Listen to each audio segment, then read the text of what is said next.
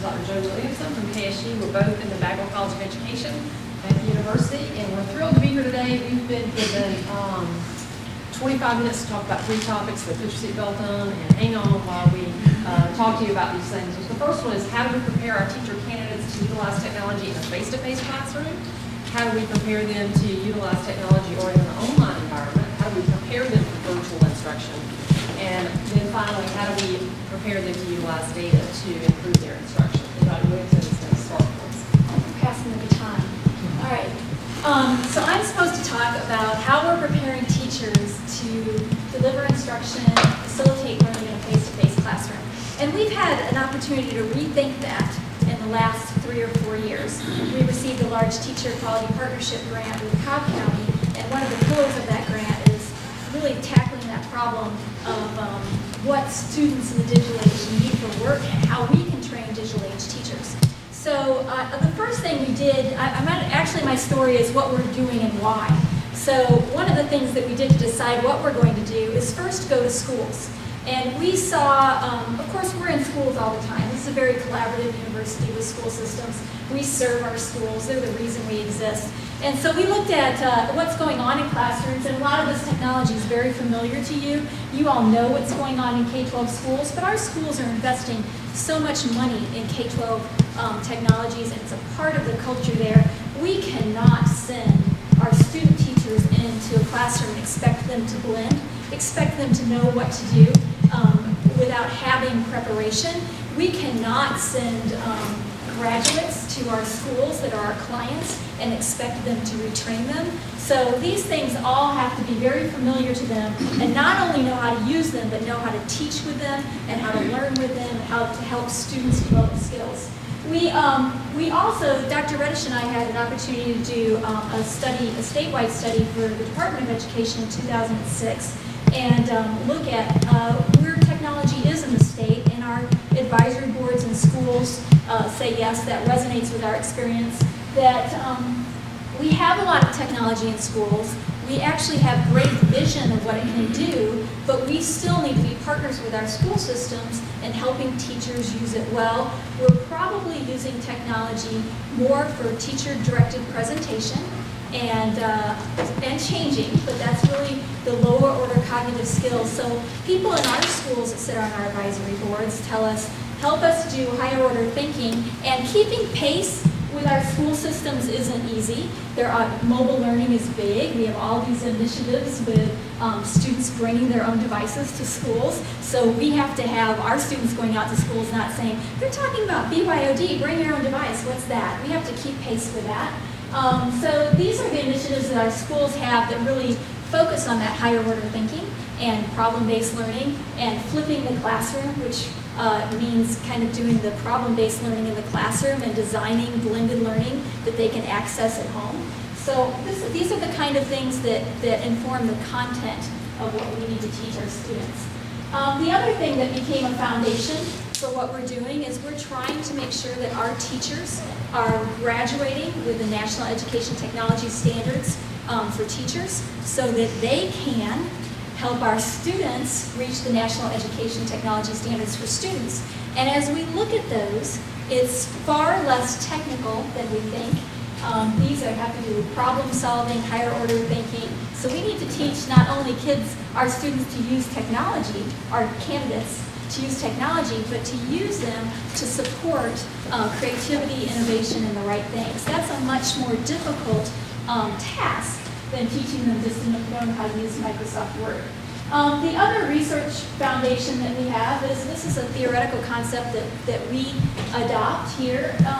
We want to help them develop technology. We have students coming in that know how to surf the web. They know how to use social networking, but do they know how to teach with technology? So anything we do here, we have an ethic that we not only learn how to use it, but help them think about ideas of how would they use that in the classroom. So technology blended with the content and the pedagogy is very important to us. We also did, on our external stand to decide what to do, found that the most successful universities graduating the students that were most able to implement high quality digital supported education Those universities didn't use one strategy. They didn't use two strategies. They used 4 or more. And what we were able to cull from the literature are these lists of strategies. And we're trying to do all of them because we just want to do everything. But we offer a technology integration course, but that's not enough. You can't, a lot of universities, I think even here, we fought the concept that we can't just do, it's not an either or. We embed it into our other classes, or we have a technology course. It's not an either or, it's an and. We have to do all of these things. We all have to be pulling the wagon, which is a challenge because that means all of our faculty members need to be technology literate and need to model that teaching. You'll see tech coach mentioned up there. That's another thing that we realized to implement this strategy. We had to hire a tech coach, and she started this summer because if we're going to bring up our faculty, we need to have someone that can help them. And that's just something that we're doing. I think the other really important thing about the course, it was really our lead-off strategy, because the way universities are structured and the way we get funds and resources is we teach a class, but that class buys us so much because it supports our instructional technology department, and then I have the space. It gives us space to work with our faculty and implement the rest of these initiatives and be able to afford to do that. So I thought I'd talk a few seconds about this technology integration class. It was developed through the TQP partnership, and we piloted it in Cobb County. We taught it in a school in Cobb County in their computer lab. We used their software. We worked with their technology leadership. We asked what they wanted their candidates to be able to know and do.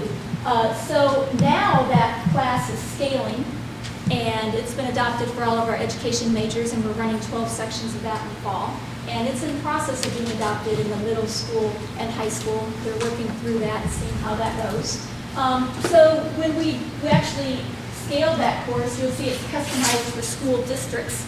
So we had to not only think about Cobb County, but the rest of our school districts where we place student teachers, or where we hope to place student teachers. And our technology staff is, in our schools are amazingly helpful to help us help them.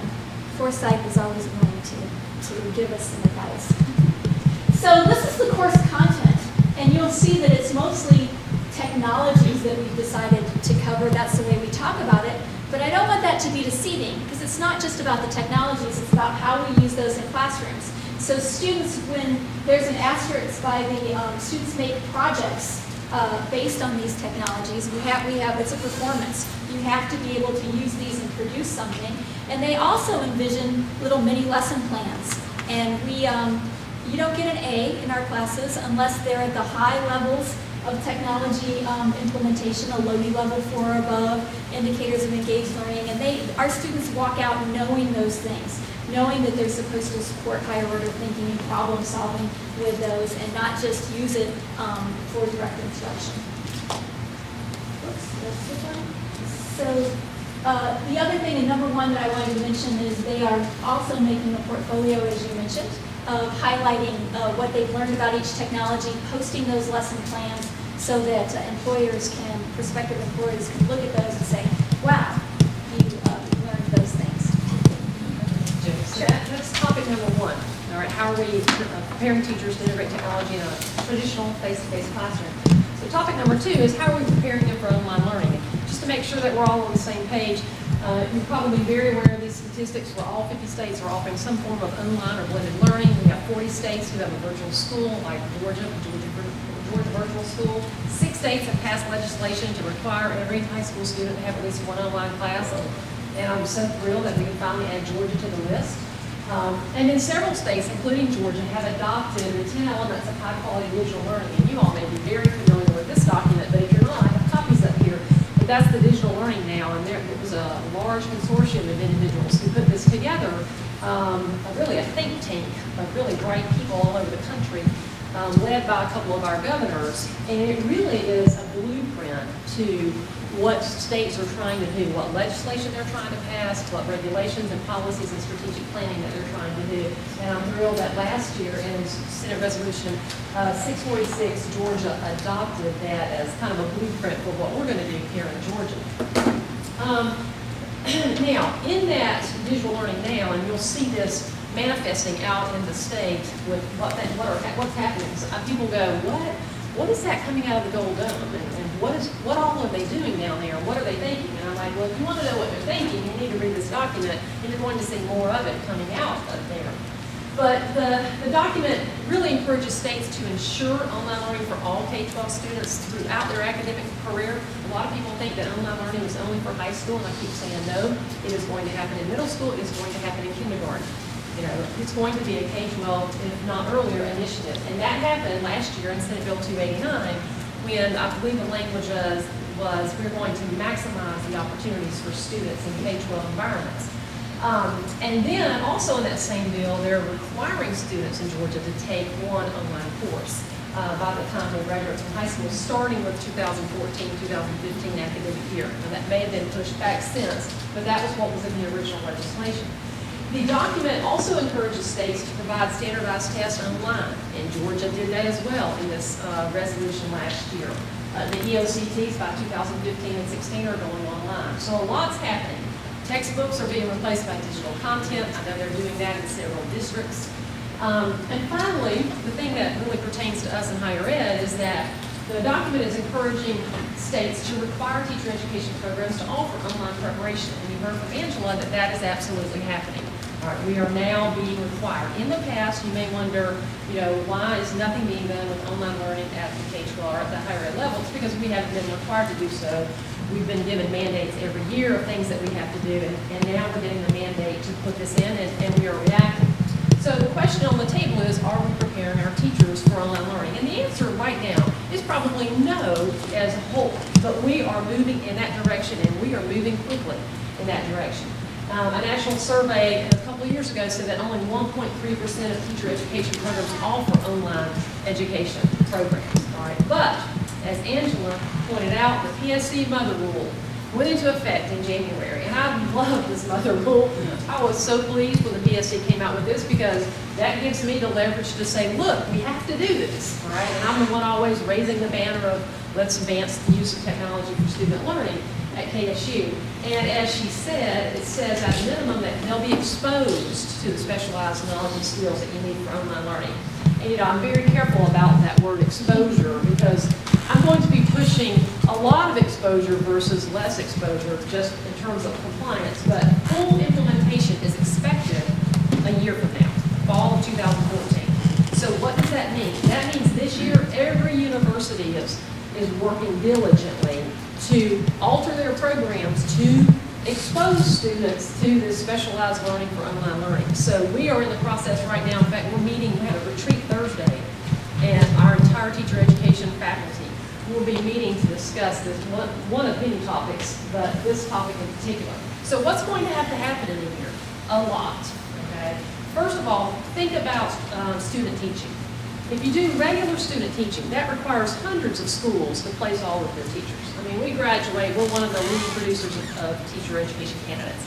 We have to have schools all over to place our teachers. So now I'm thinking we want to place these teachers in a virtual environment too. Wouldn't it be great if they could student teach or do field experiences face-to-face, but also lead with doing field experiences and observations and student teaching online? So that's really our ultimate goal, is to get there. So we've got to ramp up to that, so to speak. So this year we are working on establishing partnerships. Now we already have 3 partnerships that you can see with the Georgia Virtual School, which is 6 through 12, and Provost Academy, which is 9 through 12. And then Gwinnett Online Campus is working with us, that's 4 through 12. They already place our teachers, as Angela was talking, we have an online teaching endorsement. So we're already working in the in-service field with already existing teachers, preparing them with our online teaching endorsement and placing them as part of that endorsement. And we use these 3 partnerships to do that. But to do this at the undergraduate level, the scale is much greater. All right, it can't happen overnight. You have to have literally hundreds of partners to place all these student teachers out there in an online environment. So we're hoping that in this academic year, we're going to be figuring out how to add the online learning content to our courses. So right now, if you were to ask anybody about the education courses, they will tell you that they are jam-packed. And when you say, oh, we need to add this, well, what are we going to take away? It's a difficult decision. And we don't want to add any more credits because we don't want students to have to pay more. So we've got to start prioritizing and figuring out what's really important. And I'm sure we're going to get more direction from the Board of Regents and the PSC about what to do, but when you're maxed out and then you want to add online learning to that, you've got to look at that plate and decide what comes off before something else gets put on. So that's what all teacher education programs are going to probably be wrestling with this year. Is how are we going to have time to teach them not only how to teach face-to-face, but how to teach in an online environment? And then how are we going to, what kind of experiences are we going to provide them? Is it just going to be observations in an online environment? Is it going to be some field experiences where they're doing maybe a lesson in an online environment? Or will it be full-blown student teaching, which would be the ultimate if we get there, or when we get there, should I say. So we're in a planning year this year, and then implementation is expected next year. As Angela said, at the graduate level, we do have the online teaching endorsement that's offered by several universities, as you can see across the state. Because of that mother rule, that I love this statement that they said, if you have an online teaching endorsement, you can imply that or put that into your teacher education programs. And so, but that's 3 courses, that endorsement. So how are you going to take 3 courses and put into the undergraduate program when they don't have room for hardly a tech course that we finally got in, right? So it's going to be interesting. I'm really looking around at other universities going, all right, what are they taking away that we could take away, that we can try to pull this off and really prepare our undergraduate teachers for both face-to-face and online instruction. So, but the mother rule is allowing for it. It's just a matter of figuring out how we're going to do it and where it's going to fit. So the third major topic is how are we preparing teachers to utilize data in the classroom? And at the graduate level, we are doing quite a bit. We have an assessment certificate that consists of 3 different courses where they take a look at all sorts of data, standardized, formative, summative, etc., and figure out how to disaggregate that data, how to inform instructional decisions, and then implement new strategies based on that. But at the graduate level, we try to take it a step further.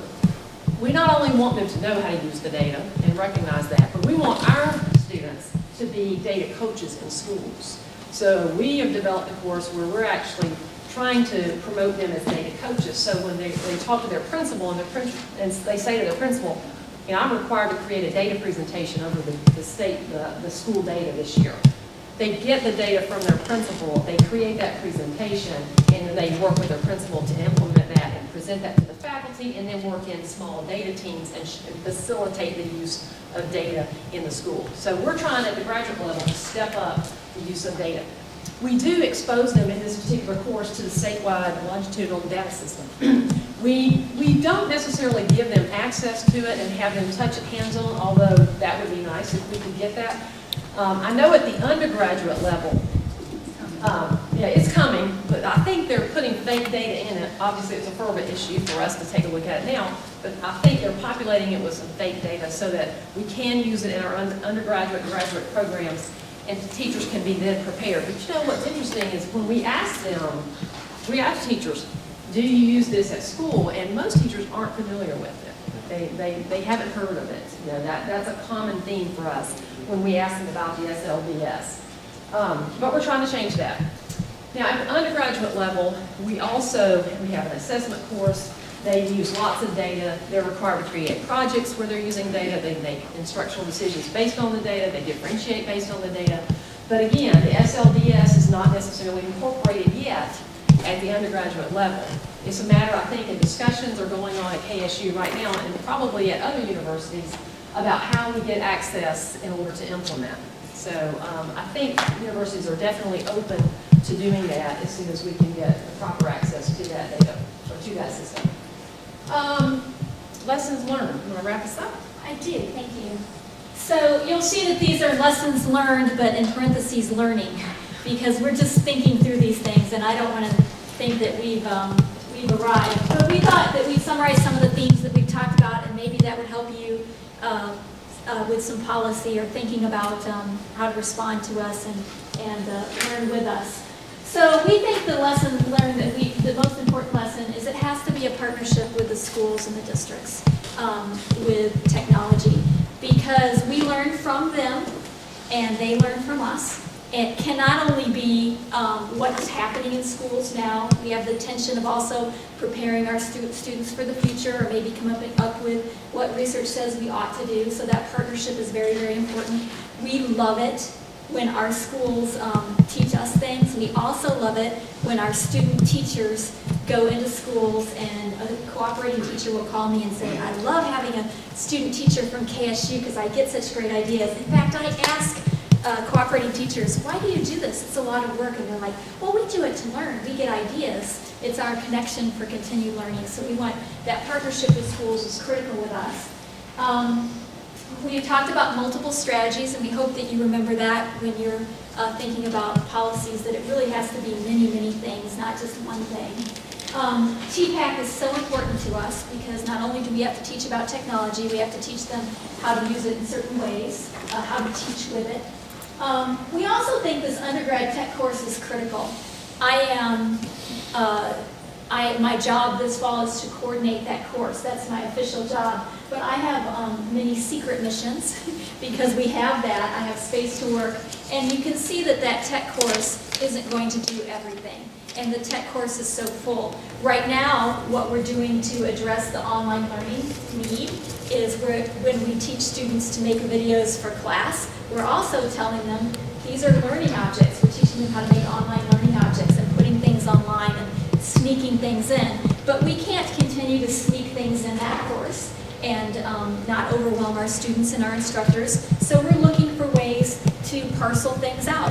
For example, the assessment piece that's in there now needs to start going into the assessment class that the students have. Well, how does that happen? The tech coach is going to have to strategically work with the assessment teacher and get that in another course, and then it'll give us room to bring new things in, like the brand new iPads that we just bought, and teach them some other things. So that's our strategy. It's going to take some time. But that undergrad course, it helps us maintain instructional technology expertise. Another thing that we need to think about with instructional technology expertise is with loss of funding. Those of you that are in public schools, if I'm wrong, let me know, but it's been a challenge to keep our technology coaches in our K-12 schools. So that's very critical. We are partners. We have to move ahead at the same rate. So if there's not technology expertise in our schools, those coaches helping our K-12 teachers, we don't have high-tech environments to send our students to train. So both of those things are very important to us. I think Dr. Redish also mentioned that as we make these things, we're also cognizant of the fact that we're also under a lot of pressure to keep cost-efficient education, and we want to do that. We also have to remember, and I know this group has been a great advocate for us, that not all online learning is created equally. We want high-quality online learning, that online learning is not necessarily a cost-saving measure. Good online learning, I had the greatest compliment from one of my students this summer. It made me so happy. It felt like a face-to-face class, she said. I built relationships. I feel like I know you. I feel like I learned my peers. Well, the most cost-efficient education does not really produce that kind of relationship and collaboration sometimes. So as we move forward, I think that's an important lesson learned as well. And thank you for inviting us, because we need policy and strategic planning support to move forward. We have been very fortunate that our Dean of Education not only looks at you have to be exposed to it and does the minimum. She has been very supportive with us to put technology all through our strategic plan so that we can truly not just check the box that it is done, but produce candidates and graduates that our schools will be pleased to hire and will help them move their system forward. Thank you.